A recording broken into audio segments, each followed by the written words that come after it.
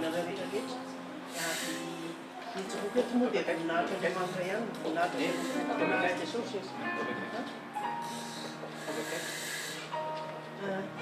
ny tsokoka eto moa dia ny voninahitra nasehon'i Jesosy tamiko indray tsy voazay tsy fotsiny Jesosy ny asa tamiko efa hatramin'ny eny Jesosy ny asa tamiko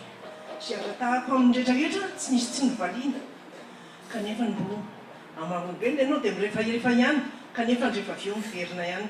dia mangataka amin'Andriamanitra mba ho tazony amin'izay mihitsy ny finoako fa izy ihany no mahavana ny rehetrarehetra teo an'izao narary indray ny tongotra ireo dia efa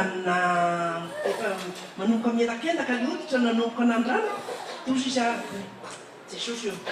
hitadiavako anao indray ty fa tsy tadiavako dokotera ntsony tsy mitady dokotera ntsony aho le tongotra dia niantson'i Jesosy aho niantson'i Jesosy eo fantatro fa ianao ihany no mahavita ny rehetrarehetra aminao dia misy manana antoko zay manana antoko mafasitranana manana antoko amin'ny fiainana rehetrarehetra mihitsy dia nisitranon'i Jesosy le tongotra hitanao zao hitanao sitrana maina le izy dia zao ary sisa hoe pomady anasitranako azy no ananokona nefa tamin'io tsy nikasy fihavanafody mihitsy ny dia efa fantatro zany fa izy ihany no manasitra anahy ka teniko aminareo joroa Jesosy ihany no ampamonjy atsika Jesosy ihany hitagainy ny fiainana rehetrarehetra mihitsy fa azy